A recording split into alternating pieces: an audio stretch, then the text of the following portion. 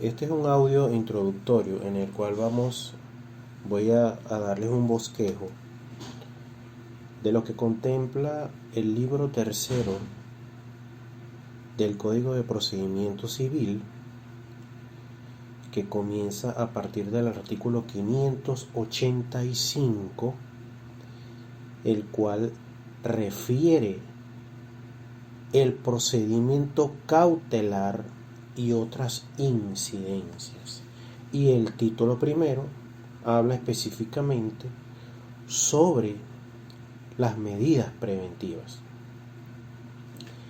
Existe un propósito a través del cual la ley adjetiva, dispuso que para todo juicio en el que pudiera admitirse este tipo de mecanismo, pudiera la parte, cualquiera de las partes, solicitar una medida cautelar. ¿Y qué significa cautelar? En términos cotidianos, tener cautela es tener cuidado, es ser previsivo a una situación que no ha ocurrido.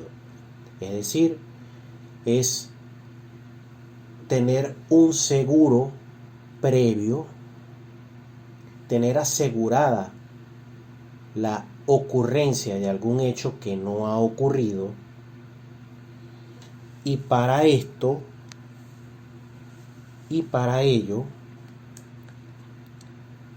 existe la alternativa de la medida preventiva o medida cautelar. Es igual como lo nombremos. ¿Por qué es igual? Porque respecto a lo que señala, respecto a las características del proceso, recuerden que nosotros vamos a enfrentarnos, nosotros vamos a entrar en un debate, vamos a entrar en un pleito con una contraparte que incumplió, en el caso de que seamos los actores, o estaremos defendiéndonos de alguien que no tiene la razón y para el cual, estando yo seguro de que no tiene mi contraparte la razón desde el punto de vista del derecho, entonces yo entro en un debate en el cual yo aseguro monetariamente hablando, ojo, porque en principio la protección es monetaria. ¿Qué quiere decir esto? Que aun cuando nosotros estamos demandando que nuestro deudor nos pague, por ejemplo, entre tanto se desarrolla la demanda, este deudor puede perfectamente ir y dilapidar sus propios bienes.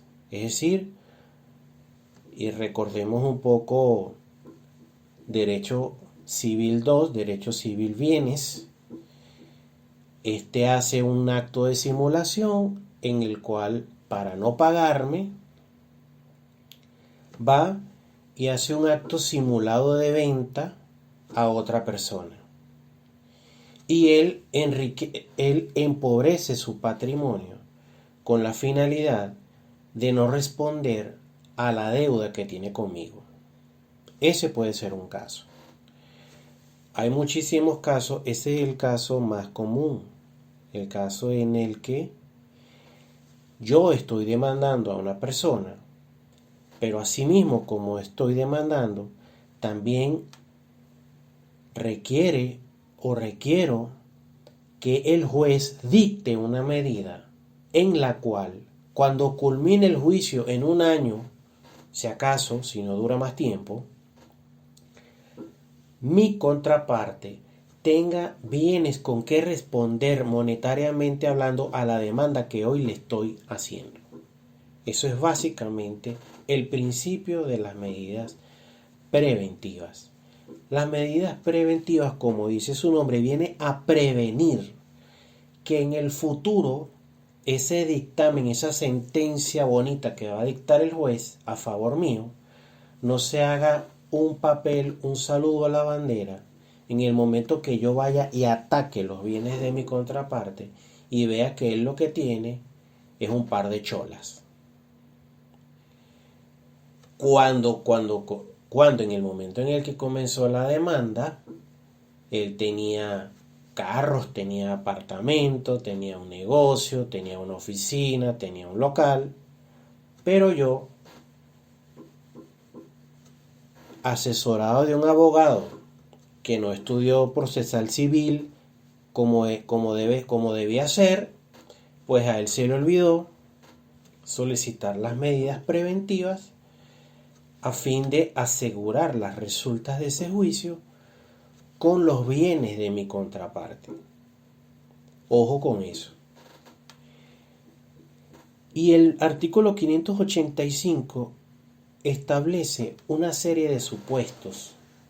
Y recuerden ustedes que los supuestos son situaciones que deben originarse, deben darse o deben comprobarse dentro del juicio en este caso, para que el juez pueda emitir, se vea en la obligación de dictar las medidas preventivas que yo así le haya solicitado. Pero no vamos a entrar todavía en materia directamente de los artículos. Vamos a seguir hablando un poco sobre las medidas preventivas. Ya les mencioné que la medida común es asegurar las resultas del juicio. Asegurar que en el momento en el que yo desee ejecutar mi sentencia, asunto que ya vimos en un audio anterior, yo tenga con qué ejecutarla. En mi contraparte tenga con qué pagarme.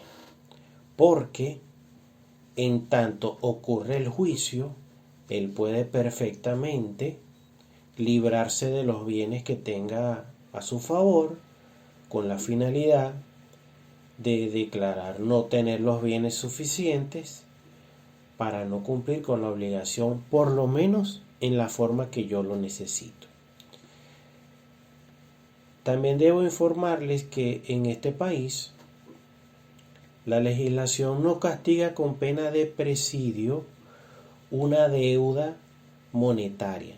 No lo hace. Simplemente te condena al pago de ella. Sin embargo, se emplea desde hace mucho tiempo una figura dentro de la dinámica procesal llamada la indexación.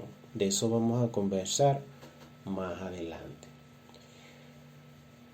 Y como les dije anteriormente, la medida común existen diversas medidas preventivas que puede tomar el juez. Sin embargo, existen algunos tips que nosotros como abogados debemos tener en cuenta a la hora de nosotros entablar una demanda. En primer lugar, porque para el momento en el que yo inicie dicha demanda, yo debo estar en conocimiento, o por lo menos debo haber hecho una investigación previa, o mi abogado debió haber hecho una investigación previa de los bienes que tiene mi contraparte. Y en un supuesto caso, y de llegar a ver la manera, de llegar a ver la forma, pues junto a mi libelo de demanda, pues promover una serie de copias, en este caso, de registros mercantiles, de registros inmobiliarios, si es posible de registro de título de vehículo, con la finalidad de yo demostrarle al juez que mi deudor tiene cómo pagarme y que en razón de ello yo solicito que el juez le embargue los bienes. ¿Por qué le solicito yo al juez que le embargue los bienes en este caso? Porque precisamente yo estoy corroborando que en el momento en el que yo deseo demandarlo, él tiene capacidad patrimonial para responder de la obligación. Esa situación pudiera llegar a cambiar si yo no tomo la medida de solicitar una protección de esos bienes.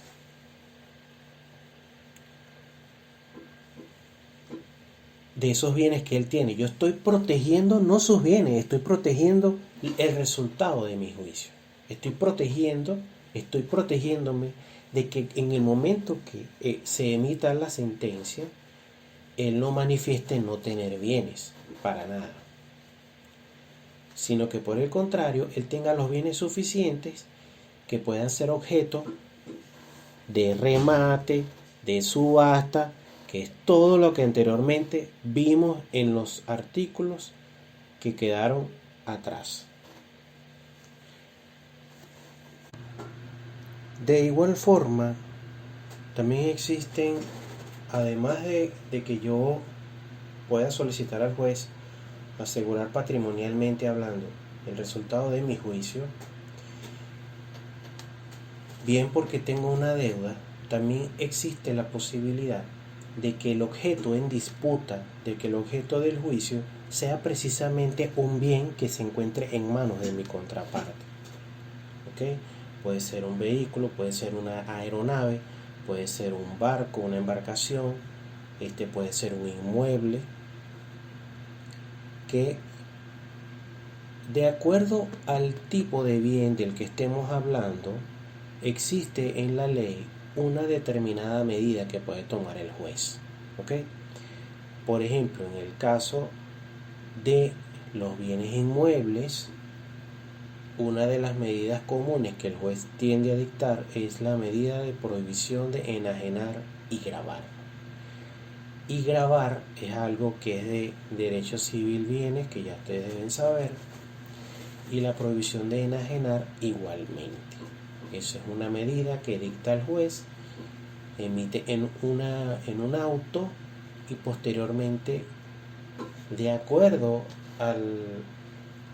al tipo de bien, en este caso un inmueble, pues emite un oficio al registrador inmobiliario con la finalidad de que éste inscriba una nota marginal en el expediente del inmueble,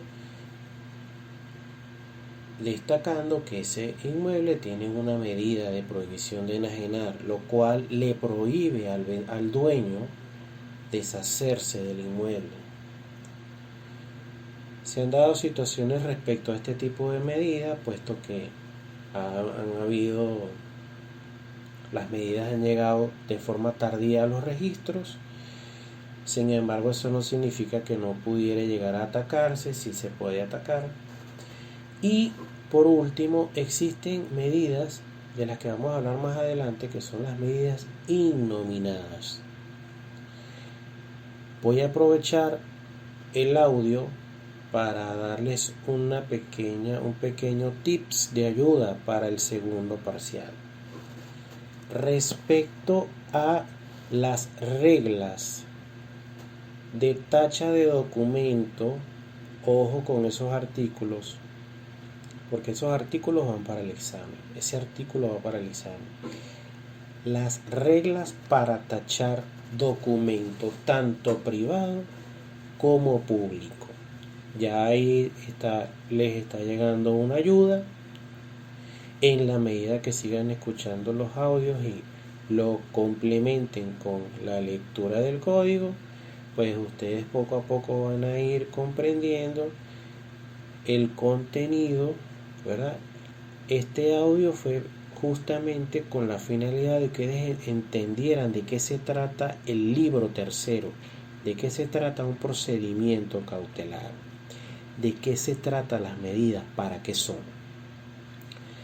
En el próximo audio entonces vamos a entrar en los detalles que describe nuestro código de procedimiento.